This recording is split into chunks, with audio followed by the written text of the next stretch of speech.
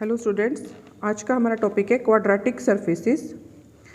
देखिए, quadratic surface are described with second degree equations.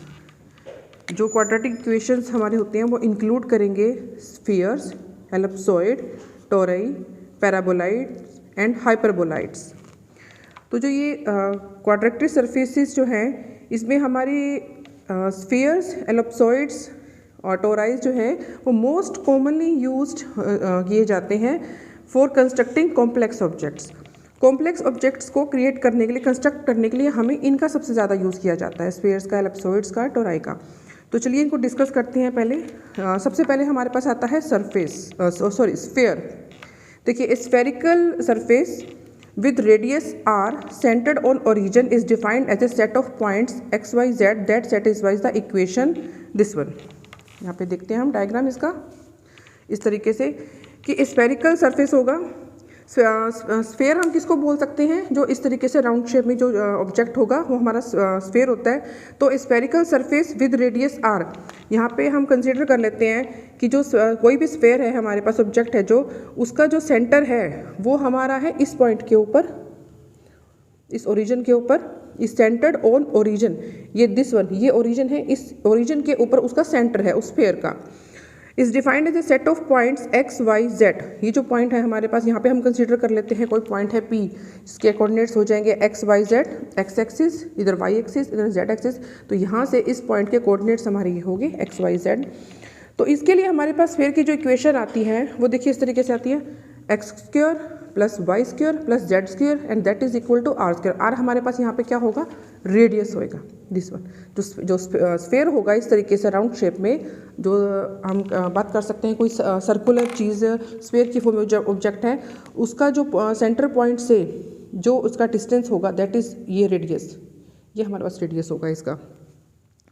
तो it can be describe in parametric form.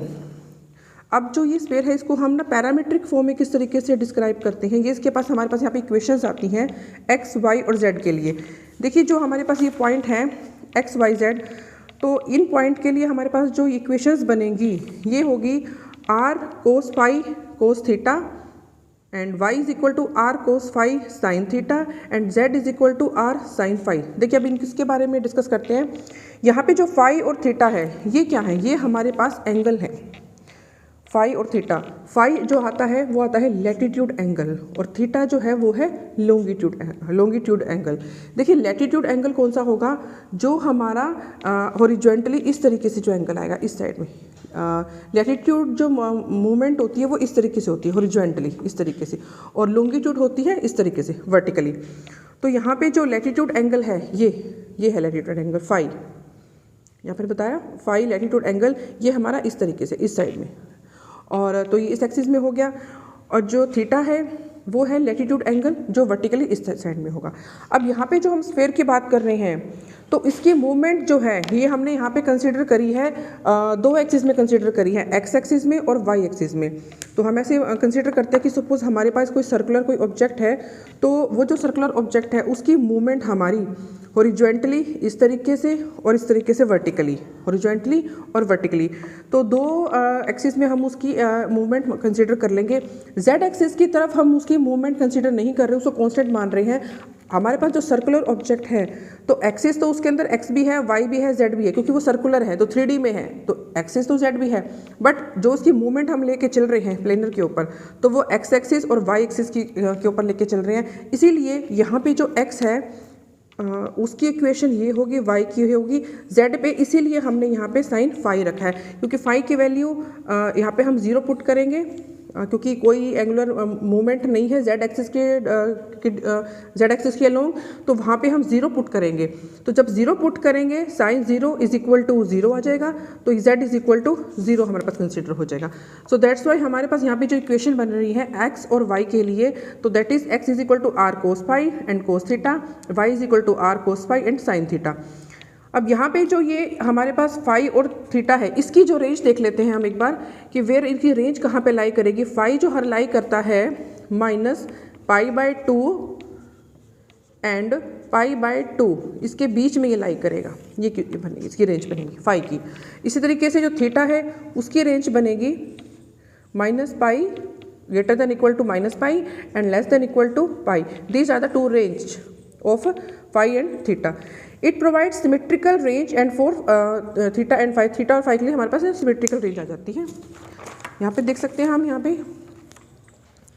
जिसमें spherical coordinates parameters are theta phi using co-latitude for angle phi। तो यहाँ पे ये हमारा था sphere। इसके बाद नेक्स्ट इसके अंदर आता है ellipsoid। देखिए this surface can be describe as an extension of a spherical surface. देखिए एलिप्सॉइड क्या होता है, जो स्फेरिकल सरफेस जो है उसका एक एक्सटेंशन कह सकते हैं हम। अभी हमने बताया कि स्फेयर किस टाइप का होगा। स्फेयर जो हमारा होगा कुछ इस तरीके से सर्कल जैसा ही होगा, राउंड जो होगा उसको हम स्फेयर बोलेंगे। जब हम इसको थोड़ा स्ट्रेच कर देते हैं इस तरीके से तो ये हमारी जो शेप ले लेगा वो एलिप्स की शेप ले लेगा इस तरीके से स्ट्रेच होने के बाद में। तो क्योंकि हमने इसको एक्सटेंड कर दिया है तो इसीलिए इसने बोला कि this surface can be describe as an extension of a spherical surface. Spherical surface जो है उसमें थोड़ी एक्सटेंशन करके तो है जो हमारे पास क्या है एलिप्सॉइड जो है कंस्ट्रक्ट होते हैं। इसकी Cartesian representation for points over surface of an ellipsoid centred on origin. Centre हो गया यही सेम वही बात करते हैं। ये जो ओरिजिन है 0, तो जो अभी हमारे पास एलिप्सॉइड है उसका जो सेंटर है, जो भी वो जहाँ पे वो मूव कर रहा है उसका जो सेंटर है वो ये है, ओरिजिन के ऊपर उसका सेंटर है।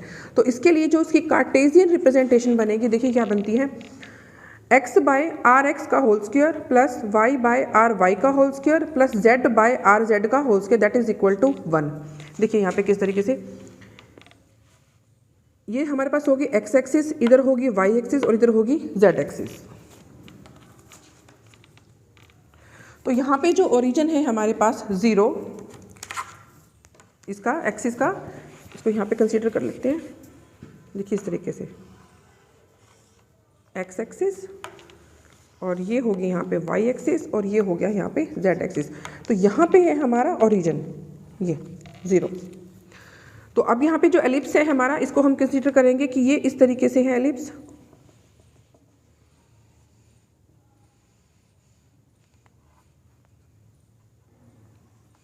ये अब यहाँ पे जो ये डिस्टेंस है that is r x, radius r x, इस एलिप्स का जो ये रेडियस है ये आर एक्स हो गया। और यहाँ पे जो हमारे पास वाई जी के लिए जो आ रहा है वो हो जाएगा आर वाई, इधर से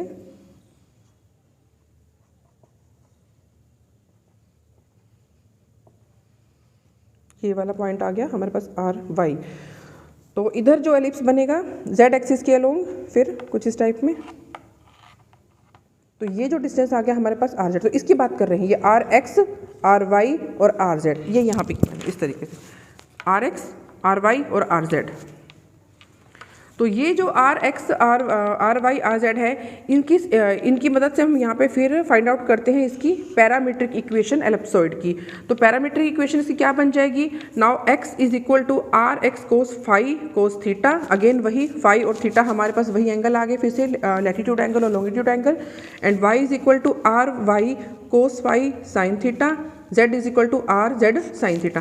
अब देखिए यहाँ पे z को दोबारा हमने साइन फाई रखा है क्योंकि यहाँ पे जो भी मैं एलिप्स ले रही हूँ उस एलिप्स की मूवमेंट जो है वही अगेन दोबारा वही x एक्सिस के अलोंग और y एक्सिस के अलोंग ले रहे हैं, क्योंकि वो हम उसको मूवमेंट जो हम करा रहे हैं x एक्सिस के अलोंग करा रहे हैं इस तरीके से और y के, क्योंकि हम जब उसको प्लेन पे करवा रहे हैं तो हमें एक एक्सिस जो है वहाँ से वो शो नहीं हो रही है उसकी मूवमेंट। सो दैट्स वाई हमने इसको यहाँ पे 0 पुट करना है फाई को, और जब हम इसको यहाँ पे 0 पुट करेंगे तो साइन 0 इज इक्वल टू 0, तो दैट इज तो z इज इक्वल टू 0 हमारे पास अगेन ही आता है। तो हम ये देखते हैं कि जो फाई और थीटा है उसकी जो रेंज है अगेन वही रेंज इसकी अंदर भी कंसिडर करेंगे, -π/2 less than equal to phi and phi is less than equal to again π/2। Similarly जो थीटा है उसकी रेंज भी यही आ जाएगी कि वो ग्रेटर देन है फाई के और लेस देन है पॉजिटिव फाई के। तो ये हमारे पास इक्वेशंस आ जाती हैं, रेंज आ जाती है फाई और थीटा के लिए। एलिप्सॉइड जो होते हैं वो हम ये कह सकते हैं कि जो अभी हमने जैसे डिस्कस किया कि स्फेयर को थोड़ा सा एक्सटेंड करके हम जो शेप आ रही है वो हमारी एलिप्स की फॉर्म में आती है। अभी देखिए यहाँ पे क्या है कि हमने z एक्सिस के अलोंग इसकी मूवमेंट नहीं कंसिडर करी, तो यहाँ पे हमारा ये साइन फाई आ गया। तो इसको हमने 0 पुट कर दिया तो ये आ गया। अगर हम यहाँ पे ये कंसिडर कर लेते हैं कि जो एलिप्सॉइड है हमारा वो z एक्सिस के अलोंग कांस्टेंट ना रह के x के अलोंग कांस्टेंट है। देखिए यहाँ पे x के अलोंग कांस्टेंट है तो उसकी मूवमेंट हमारी y के अलोंग हो जाएगी, z के अलोंग हो जाएगी और x के अलोंग वो कांस्टेंट होगा। तो जब अगर वो x के अलोंग कांस्टेंट होगा तो ये जो साइन फाई है ये हम यहाँ पे कंसीडर करेंगे, x के साथ में कंसीडर करेंगे इस तरीके से। यहाँ पे x is equal to sine phi लिख लेंगे, आर एक्स साइन फाई। तो यहाँ पे फाई की वैल्यू 0 पुट करेंगे तो ये सारा x इज इक्वल टू 0 हो जाएगा इफ़ अगर x इज कॉन्स्टेंट। और इसी तरीके से अगर हम y डायरेक्शन के अलोंग स्फीयर की जो मोशन है उसको हम कांस्टेंट मान लें तो वो हमारा मूव कर रहा है x एक्सिस के अलोंग मूव कर रहा है और z एक्सिस के अलोंग मूव कर रहा है। तो उस केस में हमारा साइन फाई फिर यहाँ पे लिखा जाएगा y के साथ में इस तरीके से कि y is equal to sine phi और आर वाई हमारा एज इट इज़ रहेगा रेडियस। तो साइन फाई में अगेन यहाँ पे 0 पुट करेंगे तो y इज इक्वल टू 0 आ जाएगा। तो ये जो 3 हमारे पास अलग अलग केसेस जनरेट हो रहे हैं ये हमारे होते हैं कि हमारा जो एलिप्सॉइड है उसकी मोशन जो है, जो उसकी जो मूवमेंट है वो किस डायरेक्शन में किस एक्सिस के अलोंग हम उसको फिक्स रख रहे हैं, z के अलोंग फिक्स रख रहे हैं या x के अलोंग कांस्टेंट रख रहे हैं या y के अलोंग कांस्टेंट। तो जिस एक एक्सिस के अलोंग हम उसको कांस्टेंट रख रहे हैं तो उसके अलावा जो 2 एक्सिस बच जाएंगे उनके अलोंग वो मूव करता है। तो ये था हमारा एलिप्सॉइड। इसके बाद जो नेक्स्ट इसके अंदर आता है दैट इज टोरस। देखिए टोरस क्या होता है, टोरस हमारा एक डोनट शेप ऑब्जेक्ट होता है, इसको नाम देते हैं doughnut shape object. Doughnut shape object हमारा किस तरीके का होगा, जैसे हमारे पास रिंग्स होते हैं, एक इस तरीके से रिंग्स होते हैं ऐसे करके और ये सॉलिड होते हैं इस तरीके से, ये सॉलिड पोर्शन होगा ऐसे और बीच में हमारा जो है होल होता है इस तरीके से, ये डोनट शेप आ जाती है इस तरीके से। इसको हम इस फॉर्म में कंसीडर कर सकते हैं या हम बिल्कुल सर्कुलर हम इस तरीके से ले लेते हैं। हमारे पास एक स्टैक की फॉर्म में आता है, टॉय आता है जिसके अंदर जो रिंग्स डाली जाती हैं तो वो हमारी ऐसी शेप में ही होती है कि ये जो पोर्शन होता है ना ये सारा का सारा ये हमारा सॉलिड होगा, ये सारा सॉलिड पोर्शन होता है और जो ये बीच में है होल है। तो ये जो है हमारे पास टोरस है, ये भी कह रहा है कि ये जो हमारा जो है डोनट शेप होती है, जैसे डोनट होता है उस शेप का ऑब्जेक्ट होता है ये टोरस। अब ये जनरेट कैसे होता है, it is generated by rotating circle और other conic about a specified axis. अभी कह रहे हैं कि किसी एक स्पेसिफाइड एक्सिस के अलोंग ही जो है ये हमारा रोटेट कर रहा है। अभी हम यहाँ पे एग्जांपल कंसीडर कर लेते हैं कि ये हमारे पास एक प्लेन की बात कर रहे हैं, एक्स वाई प्लेन। ये प्लेन जो होगा एक्स वाई प्लेन हो गया और ऊपर हमारे पास ये जो होगी एक्स एक्सिस होगी। अब जो ये टोरस है देखिए रोटेट किस तरीके से कर रहा है, ये यहाँ पे रोटेट कर रहा है इस तरीके से गोल गोल मूव कर रहा है, अपनी ही एक्सिस के चारों तरफ ही घूम रहा है बिल्कुल रोटेट। जैसे हम किसी मार्बल या स्मॉल बॉल की बात कर ले तो अगर हम उसको इस तरीके से घुमाएं एक साइड पे ही तो वो इस तरीके से रोटेट कर रहा है। और प्लस में ये एक रोटेशन इसकी क्या हो रही है, ये यहाँ पे इस तरीके ये ऐसे भी रोटेट कर रहा है। तो हम ये कह सकते हैं कि कोई भी जो ऑब्जेक्ट है सर्कुलर सा वो क्या कर रहा है कि अपनी ही एक्सिस के ऊपर एक तो रोटेट कर रहा है इस तरीके से और साथ में वो इस तरीके से एक एलिप्स की शेप भी बना रहा है। इसका हम एग्जाम्पल कंसिडर कर सकते हैं, बिल्कुल बेस्ट एग्जाम्पल या फिर हम कह सकते हैं रियल लाइफ एग्जाम्पल जो है इसका। जैसे हम बात कर लेते हैं अर्थ की, यहाँ पे हम कंसिडर करते हैं सन को और यहाँ हम कंसिडर कर लेते हैं अर्थ को। अब देखिए जो अर्थ है वो क्या कर रही है कि अपनी ही एक्सिस के ऊपर रोटेट कर रही है, ऐसे रोटेट कर रही है। तो एक तो उसकी मूवमेंट ये होगी, साथ में वो क्या कर रही है सन के भी अराउंड में इस तरीके से मूवमेंट कर रही है। तो जब वो एक रोटेशन पूरा कंप्लीट कर लेती है जिसको हम बोलते हैं कि 365 डेज कवर करती है, 365-66 डेज, तो ये हमारा इज इक्वल टू 1 ईयर हो जाता है। और जब वो अपनी ही एक्सिस के अलोंग पूरा एक रोटेशन कवर करती है विदिन 24 आवर करती है जब हमारा एक डे कंप्लीट होता है। तो इस तरीके की जो मूवमेंट होगी कि कोई ऑब्जेक्ट है डोनट शेप ऑब्जेक्ट है, जब वो अपनी ही एक्सिस के अलोंग घूम रहा है साथ साथ इसके भी इधर भी घूमे जा, देखो इस तरीके से मूवमेंट होगी, ऐसे से घूम रहा है अपने भी घूम रहा है और साथ साथ जो ये जो सेंटर है उसके अराउंड भी घूम रहा है वो। अब यहाँ पे जो सन है उसका काम किसने किया है, ये जो सेंटर पॉइंट हो गया तो ये हमारा सेंटर पॉइंट हो जाएगा। अब ये क्या कर रहा है, यहाँ पे जो सन है वो इस लोकेशन पे हम कंसीडर कर सकते हैं। सन जो है हमारा वो इस लोकेशन के ऊपर है, तो ये ऐसे ऐसे मूव भी कर रहा है और इधर से इस डायरेक्शन में मूव कर रहा है। तो ये हमारा हो जाएगा कि टोरस जो है उसकी जो रोटेशन हमारी किस तरीके से होगी। आगे हम देखते हैं कि इसकी कार्टेशियन रिप्रेजेंटेशन क्या बनती है for points over torus surfaces. तो देखिए हमारे पास ये इक्वेशन आती है आर माइनस में under root X by R X का whole square plus Y by R Y का whole square and its whole square plus में जेड बाय आर जेड का whole square plus is equal to 1। अब यहाँ पे वही बात अगेन आ गई कि अगर हमने उसको जेड के अलोंग में कॉन्स्टेंट रखा है तो हम इसको जेड को इधर लिख लेंगे और ये हमारा एक्स वाई प्लेन की बात कर रहे हैं। देखो हम यहाँ पे एक्स वाई प्लेन की बात कर रहे हैं, तो यहाँ पे हमने क्या करना है, एक्स और वाई को रखना है। तो एक्स के अलोंग जो रेडियस हो गया आर एक्स हो गया, वाई के अलोंग हो गया आर वाई हो गया। अगर हम यहाँ पे एक्स वाई प्लेन की बजाय यहाँ पे हम मान लीजिए कि हम यहाँ पर एक्स जेड की बात कर लेते कि एक्स जेड प्लेन है, तो यहाँ पे हमारा एक्स जेड आ जाता और वाई को हम इधर लिख लेते। और इसी तरीके से अगर हम वाई जेड की बात करें तो वाई जेड हमारा यहाँ पे आ जाएगा और एक्स को हम यहाँ पे कर लेंगे। तो वो डिपेंड करता है कि हम कौन सा वाला केस कंसिडर कर रहे हैं। तो ये हमारे पास कार्टेशियन रिप्रेजेंटेशन बन गई है जब हमने बात करी है एक्स वाई प्लेन की। तो एक्स वाई प्लेन के अकॉर्डिंग जो है वो ये बनेगी कार्टेशियन रिप्रेजेंटेशन। फिर हम इसकी ना पैरामीट्रिक इक्वेशन भी फाइंड आउट करेंगे, बिल्कुल सेम वैसी चलेगी ये भी। देखिए एक्स के लिए हो जाएगी आर एक्स वही radius r plus cos phi cos theta, y is equal to r y r plus cos phi sine theta. देखिए ये इक्वेशन बिल्कुल वैसे ही है जैसे हमने स्फीयर और एप्सोइड में करी थी कोस फाई कोस थीटा, बस इसके अंदर हमारे आर एड हो रहे हैं। रीज़न ये हो रहा है क्योंकि जो इसकी मूवमेंट है वो अपनी ही एक्सिस के अलोंग तो है ही, साथ में ये वाली मूवमेंट भी कवर कर रहा है, तो इसलिए हम इसको यहाँ पे इस तरीके से लिखेंगे। तो एक्स और वाई की होगी और जहाँ पे हमने जेड लिया तो वहाँ पे हमने इसकी मोशन नहीं शो करी, तो वहाँ पे हमारा अगेन वही चीज़ यहीं पे भी अप्लाई होती है कि साइन फाई हो जाएगा, फाई को फिर हम 0 पुट करेंगे तो ये सारा z इज इक्वल टू 0 हो जाएगा। तो जहाँ पे हमारा z इज इक्वल टू 0 हो गया, यानी कि हमने वहाँ पे z जो प्लेन है z एक्सिस जो है उसके अलोंग हमने इसकी कोई भी मोशन जो है वो कंसिडर नहीं करी।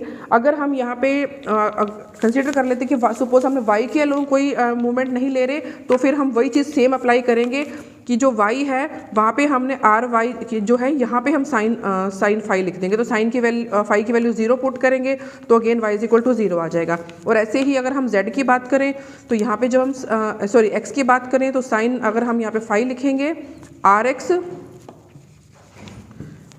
X is equal to r x, अगर हम साइन फाई यहाँ पे लिखें, अगर फाई की जगह 0 पुट करें तो फिर हमारा यहाँ पे 0 हो जाएगा, x इज इक्वल टू 0 हो जाएगा। तो ये डिपेंड करता है कि हम अलग अलग जो है कौन सा केस ले रहे हैं, जैसा कि हमने पीछे स्फीयर और एलिप्सॉइड के अंदर भी पढ़ा था। तो यहाँ पे हमारा ये टोरस कंप्लीट होता है। लास्ट में देख लेते हैं कि parametric representation for a torus are similar to those for an ellipse except the angle phi extends over 360 degree. देखिए क्या कहता है कि जिस तरीके से हमारा एलिप्स की जो रोटेशन थी या जो उसकी रिप्रेजेंटेशन थी, तो इसकी भी वैसी ही रिप्रेजेंटेशन बनती है टोरस की भी एलिप्स की जैसे ही। बट यहाँ पे एक्सेप्ट क्या चीज़ आ जाती है कि जो फाई का जो एंगल है वो हमारा एक्सटेंड हो जाता है 360 डिग्री पे। 360 डिग्री पे क्यों होता है? क्योंकि हमने पूरी रोटेशन जो इस तरीके से कवर करी है। और ये हमें पता ही है कि जो हमारी 360 डिग्री एंगल होता है, हम अगर हम अपने क्वाड्रेंट की बात करें इस तरीके से, तो 0, 90 डिग्री, 180 डिग्री, 270 डिग्री, यहाँ पे 360 डिग्री कंप्लीट होता है। तो ये पूरा इस तरीके से कवर कर रहा है ये पूरा एंगल। तो इसलिए यहाँ पे जो है ये पूरा 360 डिग्री का एंगल कवर कर रहा है, तो इसलिए यहाँ पे कह रहा है कि ये एक्सटेंड करता है फाई को एक्सटेंड ओवर 360 डिग्री। तो ये टॉपिक हमारा यहाँ पे कंप्लीट हो जाता है टोरस का। तो इसी के साथ ही मैं इसको फिनिश कर रही हूँ कि आई होप सो कि आपको ये जो टॉपिक है जो समझ आ गया होगा।